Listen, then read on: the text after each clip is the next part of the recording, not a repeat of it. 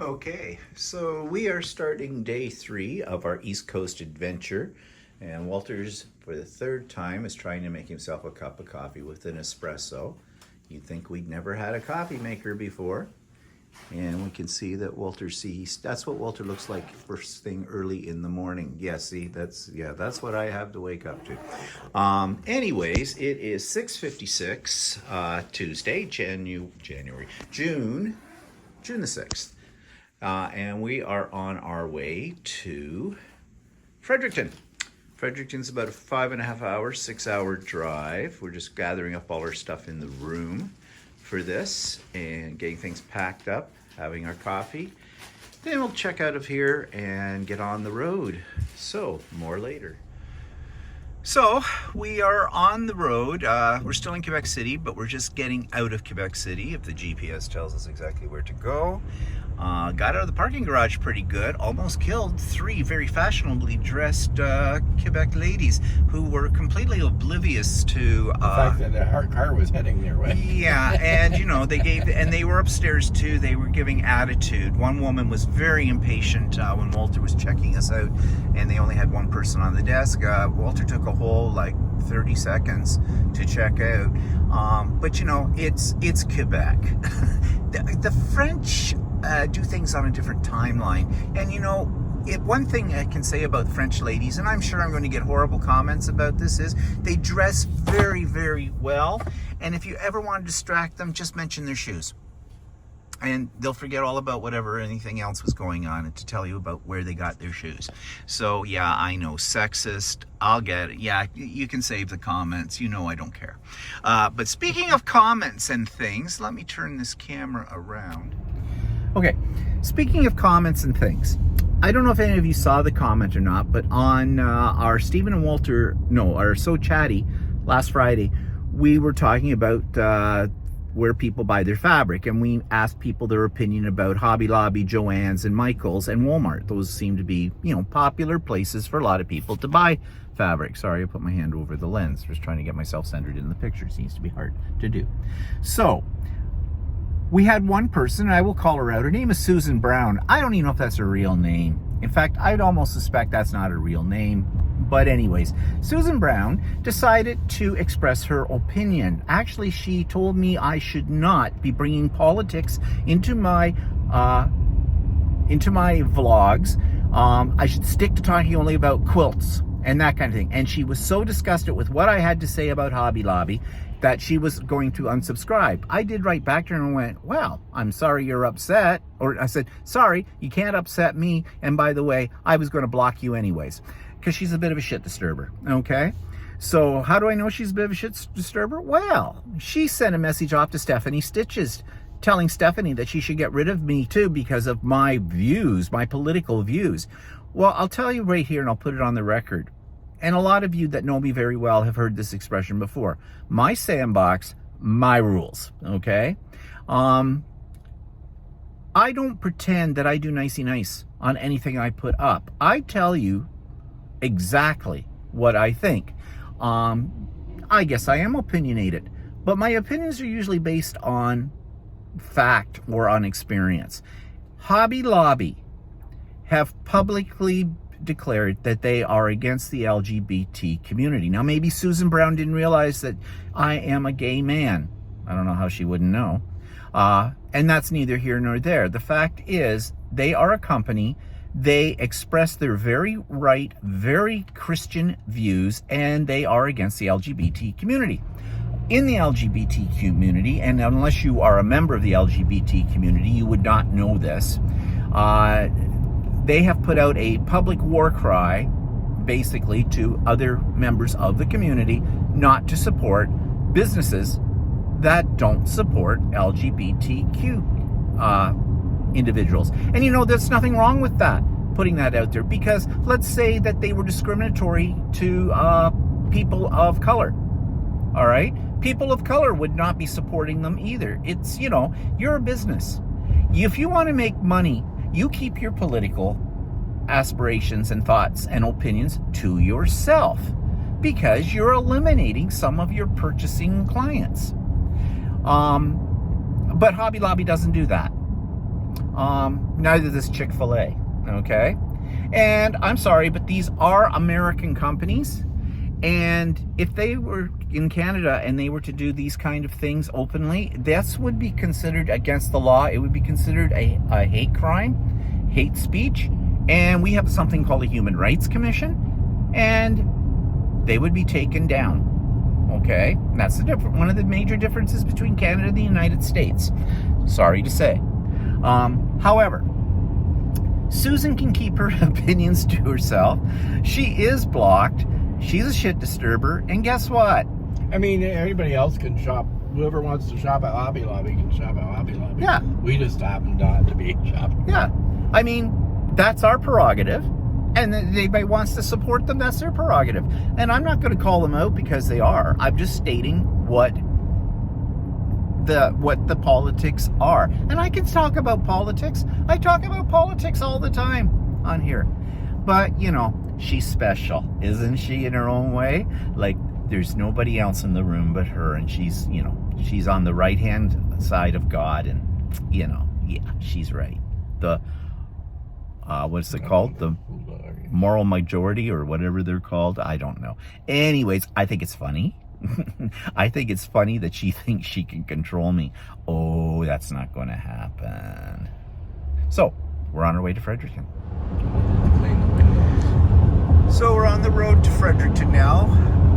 We've gotten past Quebec City's boundaries, and you see the sky. Yes, those are rain clouds, and it is supposed to rain. So, good thing for Halifax and all the fires, things like that. But I think this is going to be our way of life for a while, because in the forecast it looks like, at least for half the time we're on the East Coast, it's going to be raining. So we'll see. And right now the current temperature is 13 degrees C. So we're not talking warm, we're not talking cold, we're talking, early spring-like weather, as opposed to getting close to the beginning of the summer. Well, technically it's still spring. It's not summer till the 21st of June, but whatever. We won't melt. Just a little side note, you know, we've been talking about the Halifax fires and everything like that, but last night when we were watching the news, I didn't realize it, but there's over 2,100 fires burning across Canada right now, wildfires. Almost like every province has something going on. Even in my own province of Ontario, which I did not realize, we have some wildfires happening there. Now, mind you, they're up in the northern part of the province, which is, of course, very heavily treed and that kind of thing. But even here in Quebec, they've got them as well all over the place. All we're hearing about are the really huge ones in Halifax and Alberta. But we're having record forest fires across Canada, according to the news. So I thought that's kind of interesting. So this gives you a bit of an idea of what the scenery is like on this road. By the way, this is Highway 20, but it is also part of the Trans-Canada Highway that goes from coast to coast, and is the principal highway that connects all the provinces together. But of course each province has their own labeling for it. So yes, this is Highway 20, but it is, as they say, Autoroute Trans-Canada in Quebec. So you can see the clouds. It hasn't started to rain yet, but it will. A lot of push. It is raining a tiny bit. Oh, little tiny drops on the windshield, yep. So glad you like to see the countryside. Okay, so this is what we're driving into now. We're not at Rivière, or no, was it Rivière de Loup yet. But you can see the sky, how hazy it is, and yes, it is raining, but that is smoke. It's smoky. It smells smoky. It smells smoky. That is smoke. It's very smoky. So yeah, and we're still from Fredericton in Brunswick. We're still over 4 hours away from that, and then another couple of hours to Halifax from there. It's another 4 hours to Halifax. Or it's another 4? Oh, that's right. Yeah, we're still like 800 kilometers away from Halifax. Yeah, so you can see how extensive the effect of the forest fires are. We're now approaching the border to New Brunswick. Right up here, you can see the flag is flying. Out of Quebec and into New Brunswick.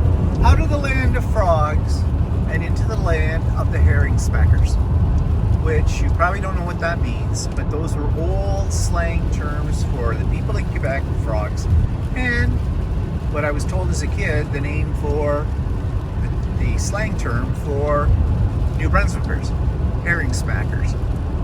I don't know if that's very flattering. Probably not. Probably not politically correct. Oh, they also called Nova Scotianers blue nosers. Of course, mind you, those are not really necessarily complimentary terms, but you know what they call us in Ontario? They call us blockheads. And here's a little bit more of the landscape in New Brunswick. Not as much smoke here. No, not as much smoke here. So we're thinking maybe the smoke that we saw before may have been from the Quebec fires, maybe not necessarily from the Halifax ones. It's really hard to know, but it's definitely overcast, rainy. The temperature got down to as low as 9 degrees C at one point. We're at 11 degrees C right now. I don't think we're going to get much warmer than that. For those of you that are American, that would be about 52 degrees Fahrenheit at Which 11. is kind of cold this time of year. Yeah. In fact, when we got out and stopped to get gas at a McDonald's, it was a bit frosty feeling. I was cold. So, yeah. But anyways, yeah, this is the landscape of New Brunswick. It's very pretty. I don't know what else you can say about it. It's New Brunswick. Okay, so we are in Fredericton, and you just saw it. Pretty much, this is like, okay, it's a very small place. It only has a population of 55,000. I have closets bigger, okay? Put it that way. We're heading down to some place that we're going to go for dinner that we found on the internet that's only 5 minutes away from our hotel. We're staying at the Hilton. It's sort of a puppy place. A lot of the places they have for eating are outside of the main city core. City. I don't know if I should even be calling it a city. But it's not to slam anybody who lives in Fredericton. I mean, I'm sure it's very nice to live here and everything. It's just, well, you know, you come from Quebec City and then you're here. So there is a difference, a lot of a difference. Anyways, I don't think we're going to see a lot of sights when we're here. It's been a long day of driving. We've been driving since about 7:30 this morning. Got here our time about 2:30, their time 3:30, because once you get into New Brunswick, the time for those of you that live in Ontario goes ahead an hour. So yeah, and we are doing the early bird special here because it's only going on to about 4 o'clock at the moment, but we're hungry because the only thing we had this morning was we stopped on the road and had a McDonald's you know, egg McMuffin thingy. So we'll see. We'll walk around a little bit. It's like Toro's Taqueria, but it's not open to 5. Oh, okay. That's fine. So we're continuing on our journey down here. Just show you what the streets look like. And there's a lot of little shops and things. So I mean, yeah, it's a small town. Put it that way. It does have, actually, we've passed several restaurants that aren't open at this point because we're kind of early along the way. But do I feel for myself that this is worth spending more than one night in? No, I don't. But again, this was just a rest stop kind of a thing before we get to Halifax for the main event. We planned it that way as well, so you know, if you're in the East Coast in New Brunswick, you might want to drop in on Fredericton Okay, so we found a place to eat. It's a pub. What's this called? Dolan's Pub. Dolan's Pub. Interesting things on the menu. We're both having the barbecued brisket. Walter's having his with fries. I'm having mine with Caesar salad. And this is what it looks like in here. Yes, we are early, so we're about it at the moment. It probably gets much busier later on, but we're hungry and we're tired. So this is what we're doing. God, we're old men, I think. Wow, there's an old man right there. Mm-hmm. What are you doing, old man? I'm looking up my stocks. Oh, he's looking up his stocks. Yeah, okay. It's not that this place is that expensive. Okay, so we just came out of where we had dinner and just taking a few shots here of one of the main drags of Fredericton. Gives you a sense of what this place is all about.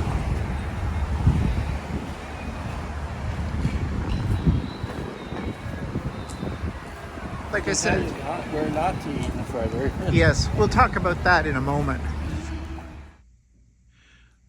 Thought I'd show you our room in Halifax. I want to show you the room with the view. Could you get any better view than this? Look at that. I love a rooftop view. Well, usually that's not what you're looking for like that, but there you go, the parking garage and the back alley. That's always nice.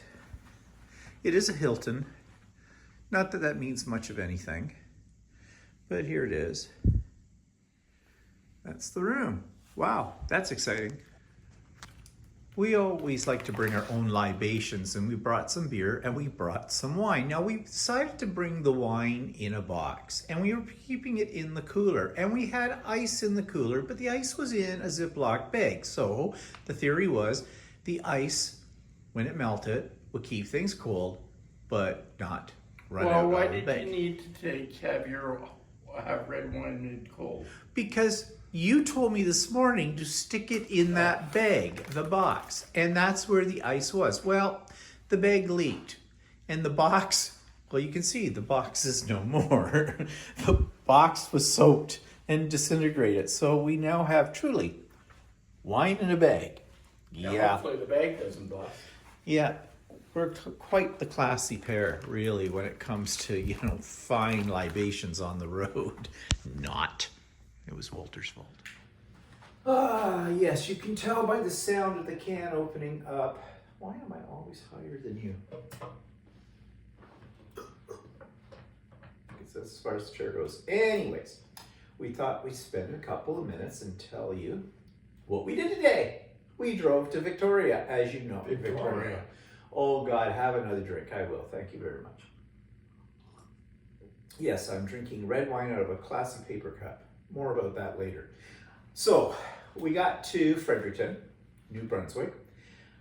Okay, I don't drove from Quebec to Fredericton. From Quebec City to Fredericton, but they know this because there's stuff ahead of this that they've already seen. Right, so fine. They know all of that. So I'm jumping into the evening right now. Evening meaning it's 5:28, it's late. God, are we a couple of old men? We've already had dinner and we didn't even get a senior's discount. But anyways, we got here. Now, okay.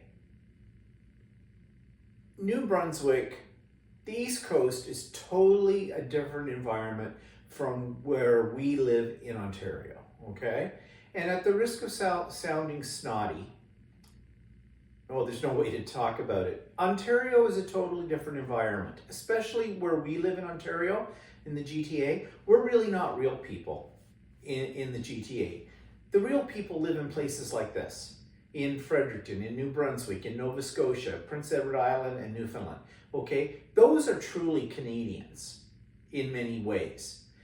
People like us who come from the GTA, we are probably what people would call the entitled people. We're used to a lifestyle that, one, is much faster pace. It's go, go, go.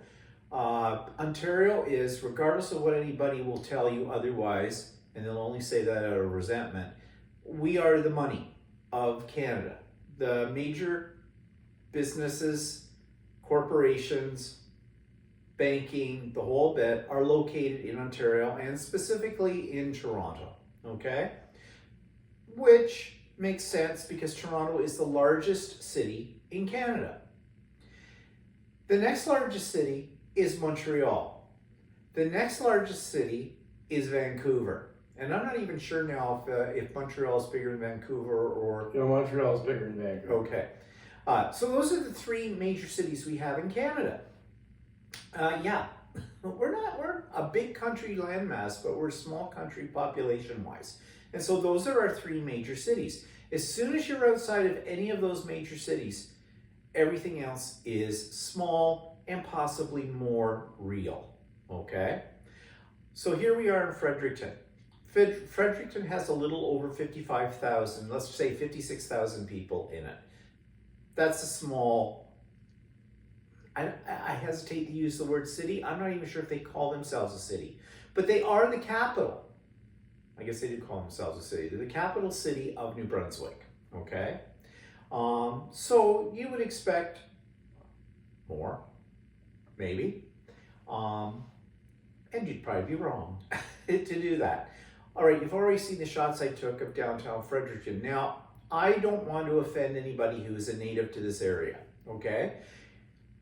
The people are very nice, very nice. In fact, they're friendly. They're friendly. When we were walking down the street tonight, Walter had his GPS out to find the location from our hotel to this little restaurant, which isn't too far away. There was a gentleman sitting on a bench on the side of the street, and he asked if he could help us. You wouldn't hear that in our area or in Toronto. No. And in fact, if anybody asks you anything when you're walking on the street and they're a complete stranger, you just keep walking. In that case, you know what I mean? So the people are very nice. They're very friendly. They're probably very genuine as well. But it is a small town environment out here, okay? So we went to this restaurant. It's an Irish pub. Well, Walter picked it. So yeah, I picked it. So And tell them why you wanted to go to the pub. You like pubs. So we went, and it was an Irish pub, and they had all these beers on tap, supposedly. And I assumed they just had a bunch of Irish beers on tap. But no, the only Irish beer they had on tap was Guinness. Which I like, so I had a Guinness. Everything else was pretty much domestic beers, with the exception of Stella Artois. Yeah. Right? And everything else was domestic beers, and they had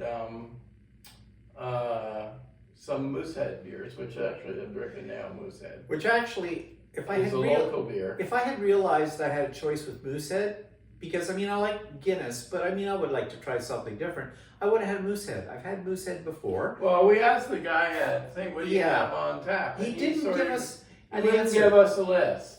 No. What do you like, he said. Yeah, he says, what do you like? Well, that was nice of him. He's trying to customize our selection, I think, as to what we want. He says, do you like a dark beer? Do you like... And I said, well, I like dark beer. Well, he had Guinness, and there was something else he had. The one, the Rickards Yeah. Dark, which I ended up having. Yeah, which really wasn't a dark beer. No, well, it was sort of almost in between a stout Yeah. and a, I don't know, it was an unusual beer. But anyways, that's what Walter got. But I mean, it wasn't like he could give us a list and then go down. He did bring us menus, but did you see in the menu if anything was listed? No, I looked it up online on the menu that was online on my phone, and I saw that all the beers that were listed were domestic beers except for Stella and Guinness. Okay, so not very Irish. The menu itself, okay, it was pubby type food, but we ended up both ordering the same thing. We both had the brisket, barbecued brisket, and it was supposed to have what, a whiskey sauce. whiskey barbecue sauce with like a crunchy coleslaw on it, and there was something else, wasn't there? Yeah, I don't know, I can't remember. I don't know. So we got that, and then you had your choice of sides, and Walter got French fries, and I got the Caesar salad. Now I had to pay $4 extra for a Caesar salad on the side, but that's okay. So they came. Well, The beef brisket was served on a hamburger bun. it was basically a hamburger. I think they were trying to pass it off as a, I can never say the word for Brioche that, bun. a brioche bun, but I think it was more like a hamburger bun. kind of thing. And the brisket itself was dry. There wasn't enough sauce on it. You need a lot more sauce. And not only was it dry, but it was chewy and stringy. Now, brisket, Walter tells me brisket is something like you have to prepare it. Brisket's a very tough meat, and it has to be cooked for a really long time to make it tender. And cooked at a low temperature for a long Yeah, time. we'll Like braising braise it for a long Yeah. time. And it wasn't super tough, I found. No, it wasn't. But it wasn't as tender as I thought it would be. It wasn't horrible. I've had worse. But It needed more sauce. yeah. And the Caesar salad I had was okay. It had romaine. It had shredded parmesan on it. It had croutons. It had bacon bits.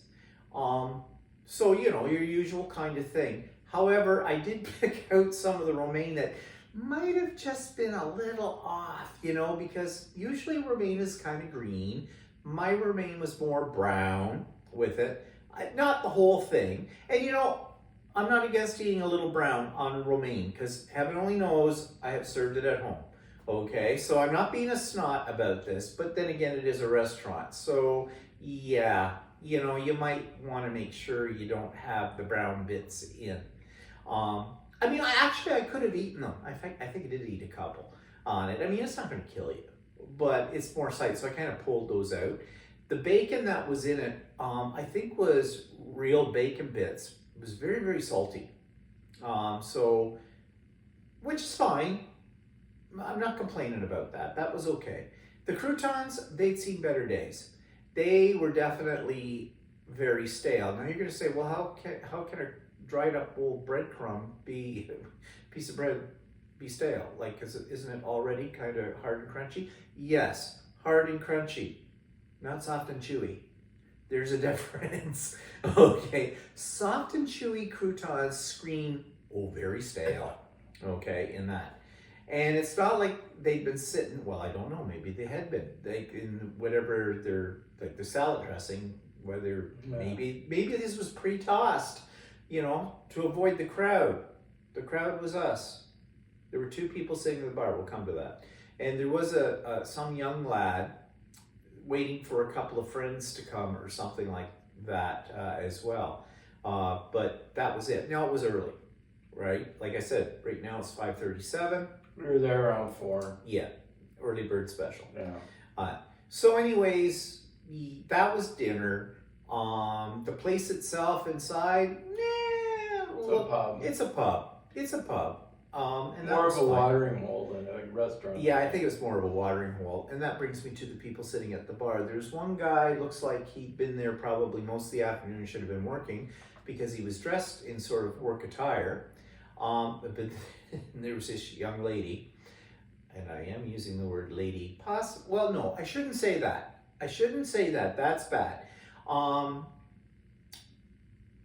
She had a very distinct voice. She sounded like a character off a television show. Actually, most of you probably don't know this television show. It was popular here in Canada for a little bit of time. If you had one of the streaming services called Letterkenny, I think it did make it down to the northern parts of the States as well. But it's basically a comedy show, and they do a stereotype of Western Canadians in it. The characters are all farmers, hockey players, stuff like that. The women in it are all kind of a little loose. It's all based on stereotypes for comedy, you know, that kind of thing. Well, she could have been one of the characters in it. She was, I noticed her outfit when she stood up at one point. She was wearing a very attractive pair of very stretchy pants, I guess, whatever, slacks, something, with flared bottoms. I don't know if those are trending or they're hand-me-downs or she's trying to bring that look back. That's fine. And she had a top on that I think was not a crop top, but because she was very well endowed young lady, it became a crop top, if you know what I mean. And she was having some problem at the bar with possibly her undergarment, her support system, you know, because she had her hand yanked right up the top inside of it, and she was going for treasure hunt. And it wasn't once. She was doing this quite a bit, and she was making no bones about doing this because she was talking to one of the to the bartender there while she was doing it. I don't know. That may be the way you come on to people here. I am not sure. I'm sure she was lovely. Yeah. So you saw the shots I took of downtown Fredericton. Now, okay, I gotta be fair. That was only a couple of little blocks. I mean, it's not like we were spending the time going around and checking it all out with anything. It's kind of cool today. We were wearing a jacket. It was cold. It's cold. Yeah, it was. We're not used to that kind of weather in this time of the year. I don't think anybody is actually. No. But it's 11 degrees Celsius, which I'm. And there's a wind, and a pretty brisk wind on top of it. Plus, well, we were lucky. It isn't raining right now, although the clouds are coming in. But yeah, okay. 11 degrees Celsius, which is 52 degrees Fahrenheit. So chilly. Yeah, chilly for June. Anyways, I don't want you to think that I'm putting down Fredericton because I am. I'm glad we're only spending the one night, and that was our intention. However, I think we have avoided what would have been sheer disaster. We were going to go the next day to Moncton and spend one night there before Halifax because Moncton's on the way, and Moncton's only a couple of hours away from here. But Walter decided to change the itinerary before we left and said, I think we should just go directly to Halifax. And boy, that's probably very right, because if we think Moncton is what I've already said. No, if we think that. Or Fredericton is. Moncton is probably worse. Yeah, so. probably worse out of it. Again, I'm not slamming East Coasterners.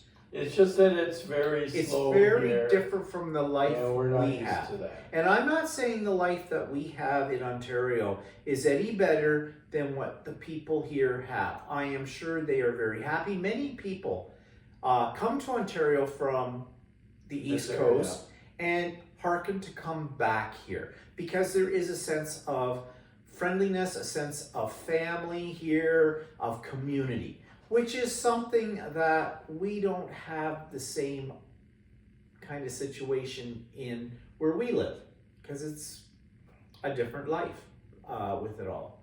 So yeah, but anyways, tomorrow is the big day. We get to Halifax. How long does it take us to get to Halifax? About 4 hours. About 4 hours or so. So we'll get there, and we'll probably get into Halifax about the same time as Stephanie from Stephanie Stitches gets there, because she's flying. She flies to Toronto from Ohio. I think she has a, what do you call it? Stopover for, I don't know for how long with that. I don't think it's for very long. And then she's back up and to Halifax, and then she has to get an Uber or a taxi or something to get to the hotel. She's staying at the same hotel we are staying at, but not tomorrow. Tomorrow night we're staying at the Prince George for one night only. That's because I changed the itinerary from Moncton to Halifax. An extra night in Halifax. I couldn't get residence hotel where we're staying in for the other 3 nights, so I ended up with the Prince George, which is a block away type of thing. So for one night. Yeah. So anyways, once Stephanie gets into her hotel, she's going to text me, and then all hell's going to break loose. So looking forward to that. Looking forward to the 4 days in Halifax that we have there. 4 days in Halifax. 4 days? 4 nights? Halifax. Oh, what? H-E-L-L. Oh, looking forward to the 4 days in Halifax is what we mean. No, we're going to meet up with Ron and his wife Joan, and we're going to meet up hopefully with a few other people that are coming out there. Cheryl Curley is coming in from Texas, and Judith Ledson's bringing her posse in from Waterloo, and I think, no, is she Waterloo? I think so. Yeah, I think Judith is from, but anyways, it'll be fun to meet all of those if we all get together for the meet and greet. So stay tuned. I will have video of all of that going on. And of course, we've got the quilt show. So we'll be checking out all the quilts. I'll be checking out all the vendors or anything like that. I will take as much video as I possibly can for all of that and be posting that over the next few days too as the events unfold. So yeah, that was today. It's an early night. Well, it's basically old man vegging night kind of thing. So yeah, you know, that's how it goes here, because I don't think there's much of a nightlife here on a Tuesday, if ever, in Fredericton. Although I did hear that that place we had dinner at does have karaoke. Not, I think it starts at 7:30 tonight. Yeah, kill me now. Okay, when it comes to that. Okay, we'll talk to you later. Bye. Bye. I'm going to now approach you very slowly, and I'm going to turn it off. It's us, we're back. We have to tell you a story.